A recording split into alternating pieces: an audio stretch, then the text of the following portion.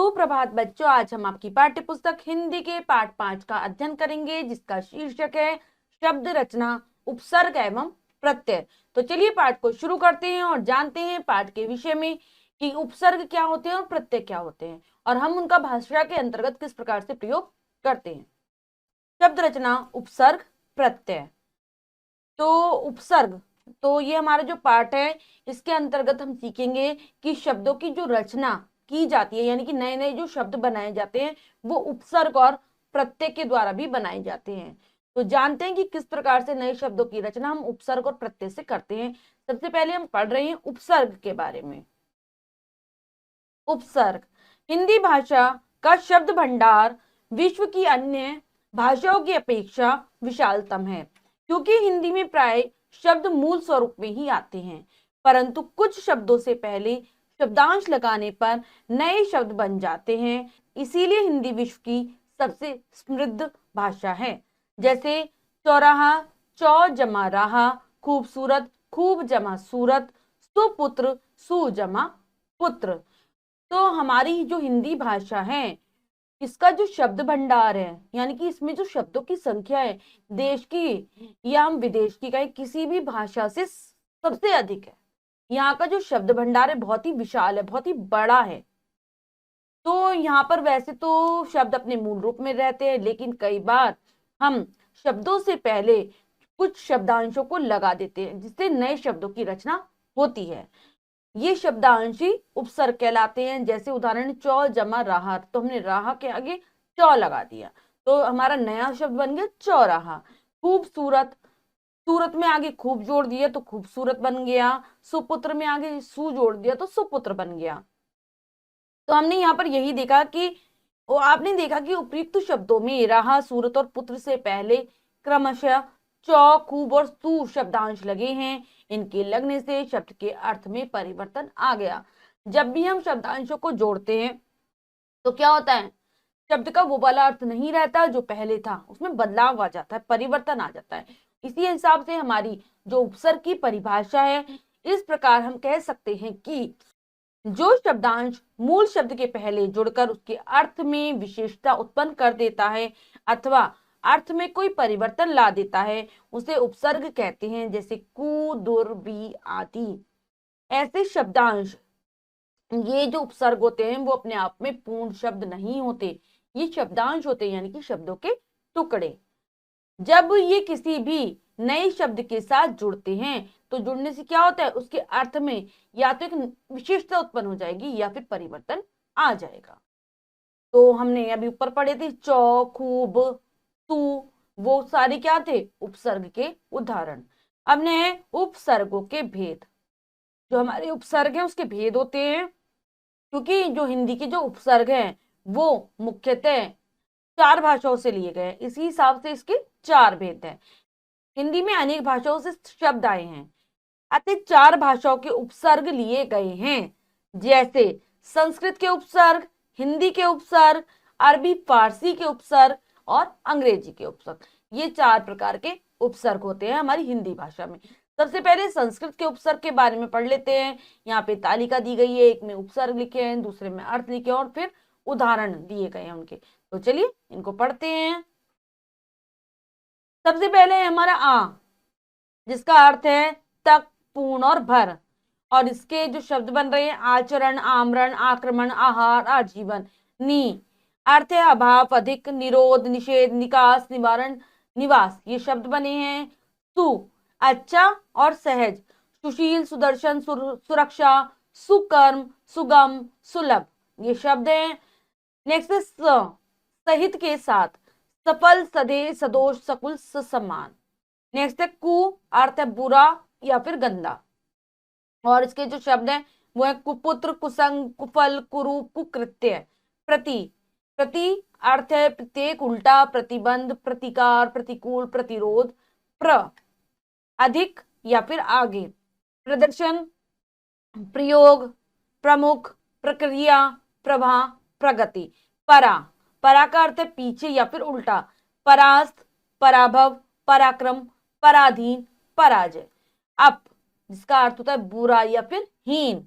अपमान, अपवाद, अपकार, अपयश, अपहरण, फिर है अनु जिसका अर्थ है पीछे, अनुकरण, अनुज, अनुमान, अनुकूल, अनुराग।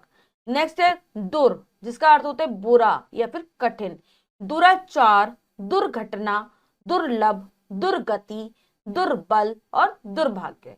वी जिसका अर्थ होता है अभाव या फिर विशेष, विराम, विकल, वितर्क, विभाग, विदेश और वियोग, इससे बनने वाले शब्द है। नेक्स्ट है हमारे हिंदी के उपसर्ग। हिंदी के उपसर्ग तद्भव देशी और विदेशी शब्दों के साथ प्रयुक्त होते हैं। जो हमारे हिंदी के उपसर्ग हैं वो तद्भव शब्दों के साथ, देशी शब्दों के साथ और विदेशी, इन तीनों के साथ हम प्रयोग करते हैं इनका। तो चलिए पढ़ते हैं इनके बारे में। अभाव, निषेध, अभागा, अमर, अजान, अलग, अटल, अछूत। ठीक है, ये इसके उदाहरण है। अन जिसका अर्थ होता है अभाव या निषेध, अनदेखी, अनमेल, अनहोनी, अनपढ़, अनमोल। अध जिसका अर्थ है आधा, अधमरा, अधकचरा, अधकिला, अधपका। उन एक कम, 59, 49, 19, 29, 39। कु बुराई या फिर नीचता, कुचाल, कुचक्र, कुपुत्र। नी निषेध या अभाव, निठल्ला, निगोड़ा, निकम्मा, निडर, निहत्ता। भर जिसका अर्थ है पूरा, भरमार, भरपाई, भरपेट, भरसक, भरपूर। बिन जिसका अर्थ है निषेध, बिन देखा, बिन बुलाया, बिन ब्याह, बिन जाना, बिन बोया। सु जिसका अर्थ है अच्छा, सुशील, सुगम, सुपुत्र, सुजान, सुकन्या। अब है हमारे अरबी और फारसी के उपसर्ग। तो वो कौन से हैं पढ़ते हैं। सबसे पहला है हमारा गैर जिसका अर्थ होता है भिन्न, गैर हाजिर, गैर कानूनी, गैर सरकारी। हम, साथ, हम सफर, हमजोली, हमदम, हम उम्र। हर, सभी, हर एक, हर घड़ी, हर वक्त, हर हाल। दर जिसका अर्थ है में, दरअसल, दरकार, दरगुजर। ब या फिर बा, और साथ, बदौलत, बनाम, बाइज्जत। सर जिसका अर्थ है मुख्य, सरपंच, सरताज। बे अर्थ है बिना, बेईमान, बेकार, बेचैन, बेगुनाह, बेहोश। बद अर्थ है बुरा, और उसके हैं बदनाम, बदसूरत, बदबू। कम जिसका अर्थ है थोड़ा, कमजोर, कमसिन, कम अकल, कम बखत। ला जिसका अर्थ होता है बिना, लावारिस, लाजवाब, लाचार। ना अर्थ है नहीं, ना खुश, ना समझ, ना गवार। फिर है खुश जिसका अर्थ है अच्छा, खुश दिल, खुशखबरी, खुशबू। नेक्स्ट आते हैं अंग्रेजी के उपसर्ग। अंग्रेजी भाषा के भी कुछ उपसर्ग है जिनका प्रयोग हम हिंदी में नए शब्दों की रचना में करते हैं। वो हैं जर्नल जिसका अर्थ होता है मुख्य, जर्नल मैनेजर, चीफ इसका भी अर्थ मुख्य है, चीफ सेक्रेटरी, सब जिसका अर्थ है अधीन, नीचे, सब जज, सब कमेटी। डिप्टी जिसका अर्थ है सहायक, deputy minister, deputy registrar. Vice जिसका अर्थ है उप, वाइस चांसलर, वाइस प्रिंसिपल। तो बच्चों हमने जाना कि हिंदी भाषा में 4 प्रकार के उपसर्गों को स्थान दिया गया है। वो है संस्कृत के उपसर्ग, हिंदी के उपसर्ग, अरबी फारसी के उपसर्ग और अंग्रेजी के उपसर्ग, जिनके बारे में हमने विस्तार पूर्वक जाना। अब है क्या आप जानते हैं संस्कृत के मूल उपसर्ग लगभग 22 हैं। संस्कृत के कुछ अवयवों का प्रयोग भी उपसर्गों की तरह होता है। हिंदी के अनेक उपसर्ग हैं। प्रदेश, प्रांत, बोलियों, भाषाओं के आधार पर ही इनकी संख्या निश्चित नहीं की जा सकती। तो क्या कह रहे हैं कि हमारी जो संस्कृत भाषा है उसमें तो 22 उपसर्ग हैं और कुछ ऐसे अव्यय भी होते हैं जिनका उपयोग हम उपसर्गों की तरह करते हैं। लेकिन जो हमारी हिंदी भाषा है उसमें बहुत सारे उपसर्ग हैं, क्योंकि बहुत सारी भाषाओं के यहाँ पर उपसर्ग लिए गए हैं, जोड़े गए शब्द भंडार में। लेकिन अगर हम केवल हिंदी की बात करें तो हिंदी के भी अपने काफी सारे उपसर्ग हैं, क्योंकि यहाँ पर बहुत प्रकार की बोलियां बोली जाती हैं, अलग अलग प्रांत हैं। तो उन्हीं की भाषाओं के आधार पर हम हिंदी के उपसर्गों की एक संख्या निश्चित नहीं कह सकते। अब हमने जान लिया उपसर्ग के बारे में, हम पाठ का अभ्यास कार्य कर लेते हैं जो है अब बताइए में से पहला प्रश्न पढ़ते हैं और करने की कोशिश करते हैं। सबसे सही विकल्प वाले गोले को रंगिए। तो प्रश्न में 4 विकल्प दिए हैं, 3 विकल्प गलत है, 1 विकल्प सही है। हमें सही विकल्प को चुनना है और उसके गोले को रंग देना है। तो चलिए करते हैं। उपसर्ग होते हैं शब्दांश, शब्द, अक्षर, संज्ञा। तो उपसर्ग होते हैं शब्दांश। हमारा ए विकल्प सही है। ए विकल्प वाले गोले को रंग देंगे। उपसर्ग शब्द के रिक्त स्थान में लगाए जाते हैं, अंत, प्रारंभ, बीच, कहीं भी। तो जब भी हम उपसर्ग जोड़ेंगे वो हमेशा शब्द के प्रारंभ में आएंगे, कभी भी वो बीच में प्रयुक्त नहीं होते और ये स्वतंत्र रूप से भी प्रयोग नहीं होते। तो क्या आ जाएगा? प्रारंभ। हमारा बी विकल्प सही है, लगा देंगे बी विकल्प पर। नेक्स्ट है, अगला पढ़ते हैं। 19 शब्द में उपसर्ग है, नी, नीस, उन और उन्नी। तो 19 में उपसर्ग उन, सी विकल्प हमारा सही हो जाएगा, लगाएंगे सी विकल्प पर। नेक्स्ट है, अंग्रेजी का उपसर्ग कौन सा है? बे, प्र, अन, सब। तो अंग्रेजी का उपसर्ग सब, डी वाला हमारा सही हो जाएगा, लगा देंगे डी विकल्प पर। नेक्स्ट है, उपसर्ग और मूल शब्द अलग कीजिए। तो बच्चों यहाँ पर कुछ शब्द दिए गए हैं जिनमें से हमें उपसर्ग और मूल शब्द को अलग अलग करके लिखना है। तो चलिए करते हैं। पहला है विभाग, तो उपसर्ग है इसमें वी और मूल शब्द है भाग। कुचाल, उपसर्ग है कु, मूल शब्द है चाल। अधखिला, अध उपसर्ग है और खिला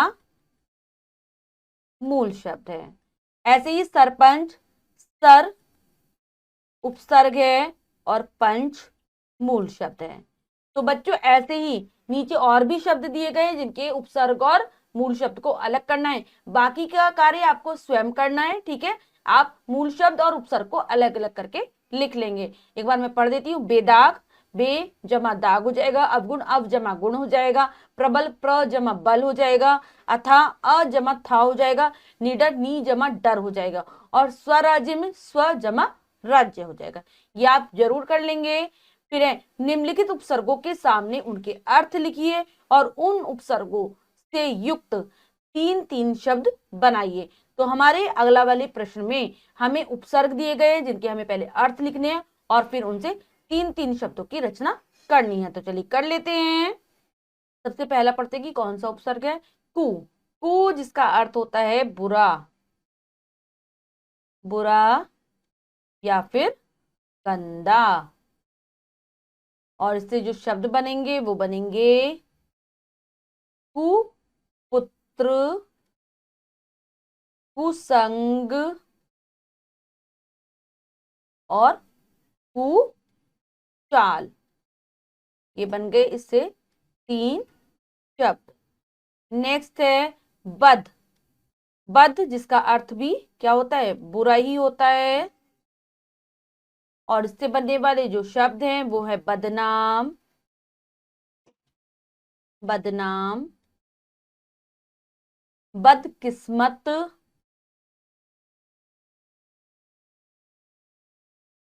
बदकिस्मत। और नेक्स्ट है हमारा बदबू, बदबू। तो नीचे 2 और शब्द हैं परी और सर। इनके अर्थ आपको स्वयं लिखने हो और इनसे शब्दों की रचना भी करनी है, नए शब्दों की रचना करनी है। तो अगला है निम्नलिखित प्रश्नों के उत्तर दीजिए। तो बच्चों नीचे 2 प्रश्न है। पहला है उपसर्ग किसे कहते हैं, दूसरा है उपसर्गों के भेद लिखिए। तो इनके उत्तर आपको इस पाठ के अंतर्गत ही मिल जाएंगे। ये कार्य आपको स्वयं करना है। पाठ को अच्छे से पढ़ेंगे और इनके उत्तरों को लिख लेंगे। अब हम इसी शब्द रचना के अंतर्गत ही अगला जो हमारा प्रकरण है प्रत्यय, उसको पढ़ने जा रहे हैं। तो चलिए शुरू करते हैं। प्रत्यय। उपसर्गों की तरह प्रत्यय भी शब्दांश होते हैं। इनका भी स्वतंत्र रूप में अपना कोई अर्थ नहीं होता। ये अन्य किसी शब्द के अंत में लगकर उस शब्द में विकार उत्पन्न कर देते हैं और विशेषता प्रकट करते हैं। जैसे पहनावा, पहन जमा आवा, जमानत जमा जमा आनत, भारतीय भारत जमा ईय। तो यहाँ पर ऊपर दिए गए शब्दों पहन जमा और भारत में क्रमशः आवा, आनत और ये शब्दांश लगे हैं जिनके कारण उनके अर्थ में परिवर्तन आ गया है। ये शब्दांश प्रत्यय कहे जाते हैं।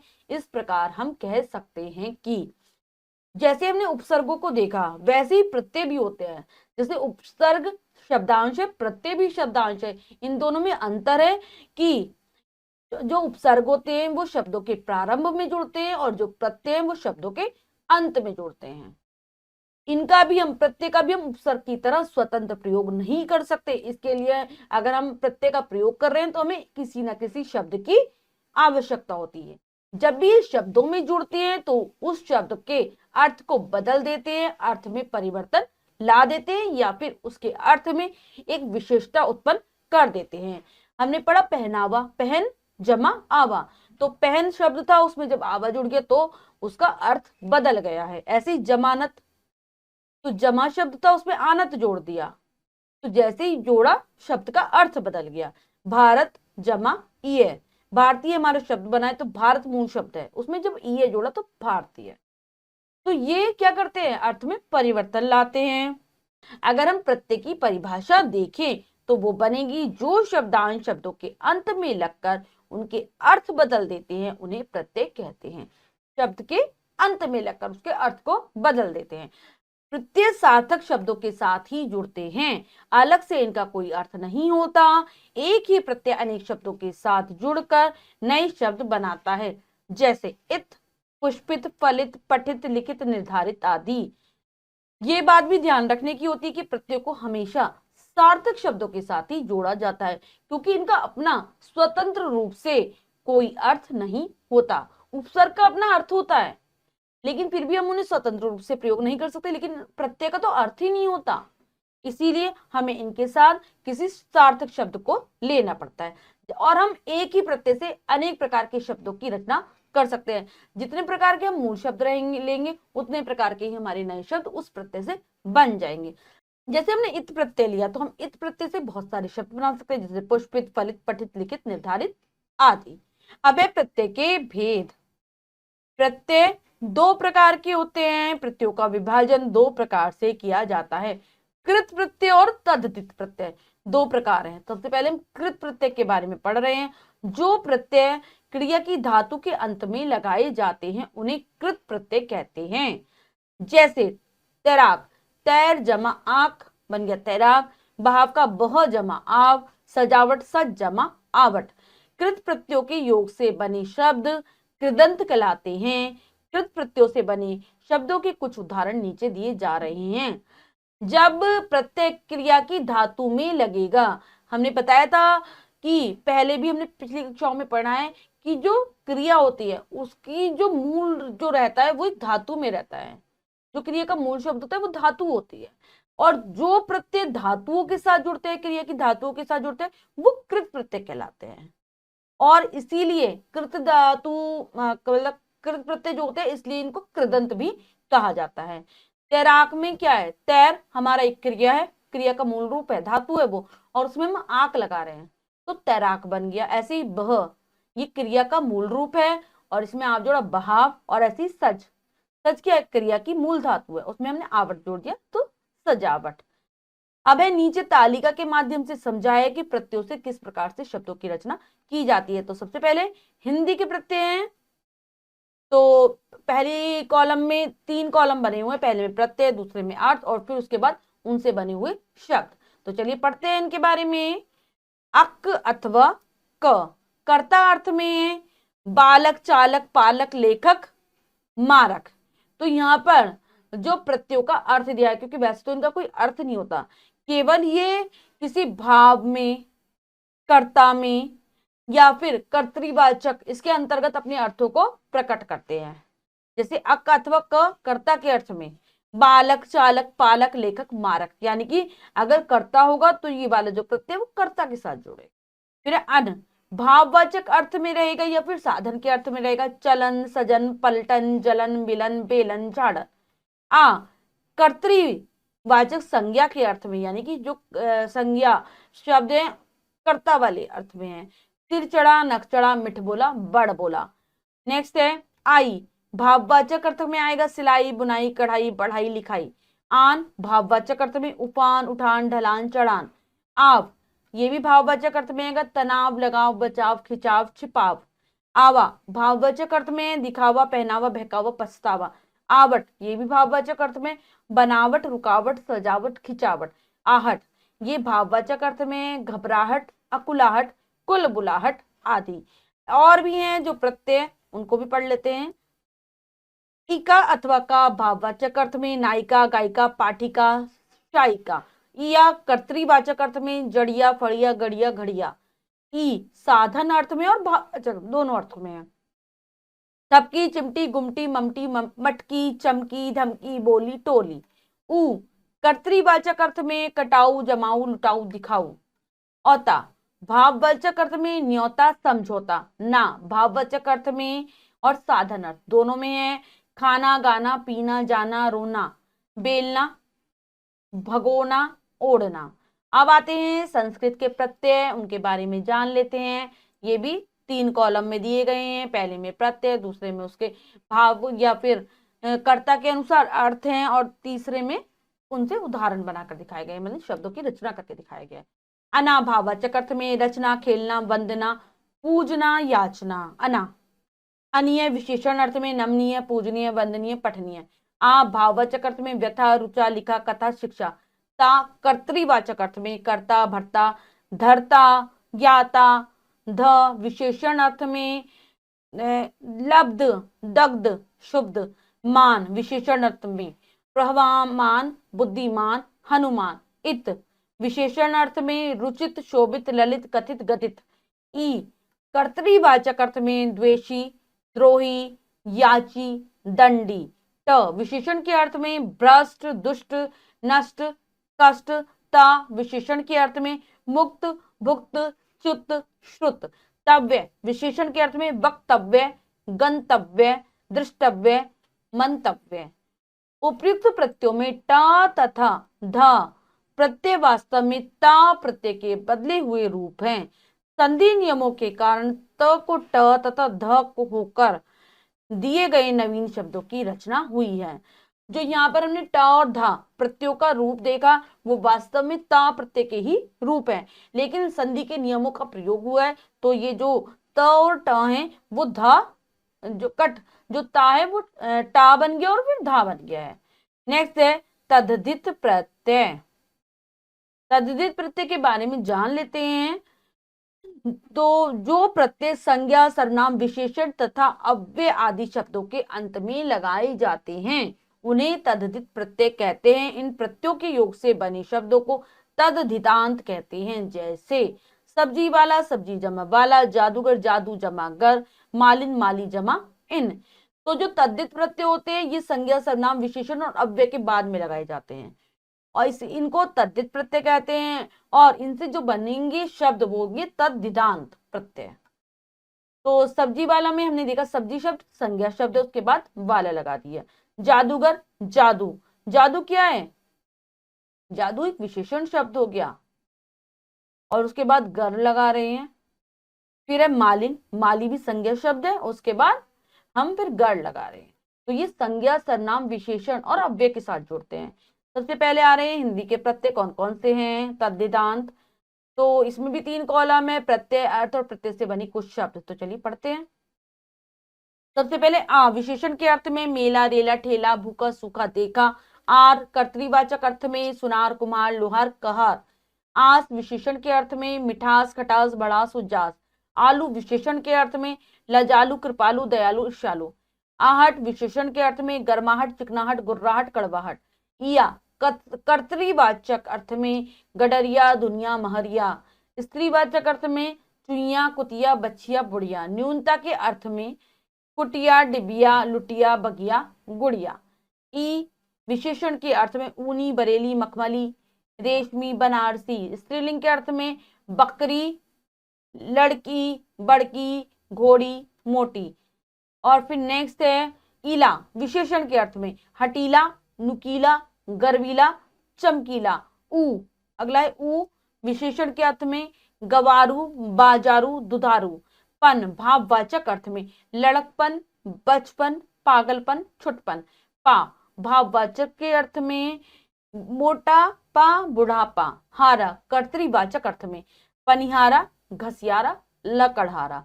तो यहाँ पर हमने देखा कि किस प्रकार से हिंदी के प्रत्ययों के द्वारा नए शब्दों की रचना की गई है। अब हम संस्कृत के प्रत्ययों को जान लेते हैं। सबसे पहले अ विशेषण के अर्थ में है कट। सबसे पहले अ भाववाचक अर्थ में गौरव, शैशव, कौशल, सौष्ठव। एक विशेषण अर्थ में वार्षिक, आर्थिक, दैनिक, साप्ताहिक। इल विशेषण के अर्थ में पंकिल, कुटिल, जटिल, स्नेहिल। ई विशेषण के अर्थ में भोगी, जोगी, उपयोगी, उद्योगी। इत विशेषण के अर्थ में हर्षित, कर्षित, पल्लवित, पुष्पित। इमा भाववाचक अर्थ में कालीमा, नीलिमा, लालिमा, हरितिमा।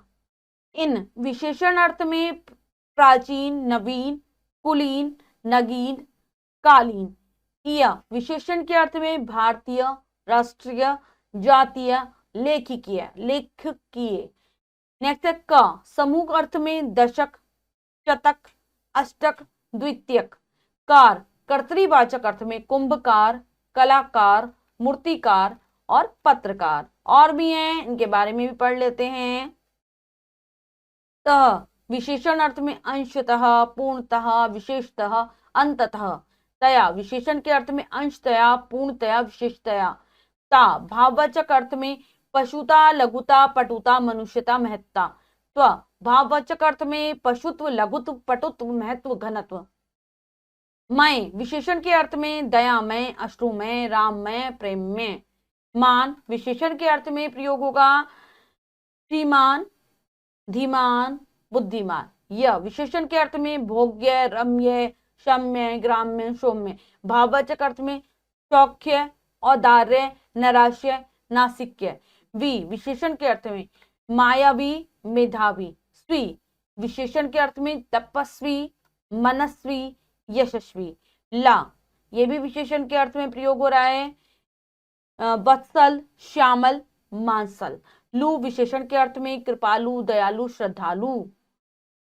वान विशेषण के अर्थ में बलवान, श्रद्धावान, दयावान, धनवान। अब है विदेशी प्रत्यय। विदेशी प्रत्यय सबसे पहला है आनत। भाववाचक अर्थ में जमानत, अमानत, खयानत। इयत भाववाचक अर्थ में शैतानियत, हैवानियत, इंसानियत। इन स्त्रीलिंग अर्थ में लुहारिन, सुनारिन, जमादारिन, कुम्हारिन। ची विशेषण के अर्थ में ढिंडोरची, नकलची, नक्कारची। वाला के अर्थ में तोपची, खजांची, मशालची, खबरची। नेक्स्ट है दार विशेषण के अर्थ में प्रयोग होगा धमाकेदार, जोरदार, खबरदार, असरदार। बाज विशेषण के अर्थ में चालबाज, गिरहबाज, धोखेबाज, निशानेबाज, जिरहबाज, जखीरेबाज। वार वाला के अर्थ में उम्मीदवार, कसूरवार। क्रमवाचक क्रिया विशेषण के अर्थ में सिलसिलेवार, ब्यौरेवार, तारीखवार, तरतीबवार। तो ये थे हमारे सारे प्रत्यय, जिसके अंतर्गत हमने सीखा कि किस प्रकार से प्रत्ययों का अर्थ किस अर्थ में वो प्रयोग होते हैं और उनसे किस प्रकार से नए शब्दों की रचना की जाती है। हमारे हिंदी के प्रत्यय हैं, संस्कृत के प्रत्यय और कुछ विदेशी प्रत्यय भी हैं। क्या आप जानते हैं उपसर्ग प्रत्यय विश्व की लगभग सभी भाषाओं में पाए जाते हैं। कृदंत और तद्धितांत प्रत्यय एक जैसे भी हो सकते हैं, जैसे आहट, कृदंत थरथराहट, थरथराना क्रिया के साथ, तद्धित गर्माहट, गर्म विशेषण के साथ। अतः एक प्रत्यय का प्रयोग दोनों में भी हो सकता है। तो उपसर्ग और प्रत्यय विश्व में जितनी भी भाषाएं बोली जाती हैं सब में इनका प्रयोग होता है। अपनी अपनी भाषा के अपने अपने उपसर्ग और प्रत्यय होते हैं। और साथ ही साथ एक बात और ध्यान देने की होती है कि कई बार कृदंत और प्रत्यय कई बार क्या होता है कृदंत प्रत्यय और तद्धितांत प्रत्यय जो दोनों अलग अलग हैं, कई बार वो एक प्रत्यय दोनों के साथ भी प्रयोग हो सकता है। वो कृदंत भी हो सकता है और वो तद्धितांत भी हो सकता है। जैसे आहट, अगर आहट को हम कृदंत के रूप में प्रयोग कर रहे हैं तो क्या होगा थरथराहट, थरथराना क्रिया हो गया। और ऐसे ही अगर हम गर्माहट, आहट को फिर से हमने आहट प्रत्यय लिया है दोनों में, और आहट को अगर हम गर्म विशेषण के साथ प्रयोग कर रहे हैं तो वो क्या हो जाएगा, वो तद्धितांत प्रत्यय हो जाएगा। अब हम पाठ का अभ्यास कार्य कर लेते हैं। क्योंकि हमने अच्छी प्रकार से जान लिया है प्रत्ययों के विषय में। तो चलिए पहला प्रश्न पढ़ते हैं और करने की कोशिश करते हैं। सही विकल्प वाले गोले को रंगिए। तो बच्चों इस प्रश्न में 4 विकल्प हैं, 3 विकल्प गलत हैं, 1 विकल्प सही है। हमें सही विकल्प को चुनना है और उसके गोले को रंग देना है। तो चलिए करते हैं। प्रत्यय लगाए जाते हैं शब्द के अंत में, शब्द के प्रारंभ में, शब्द के बीच में, कहीं भी। तो प्रत्यय हमेशा शब्द के अंत में लगाए जाते हैं। तो हमारा ए विकल्प एकदम सही है, लगा देंगे गोला। प्रत्यय के भेद होते हैं।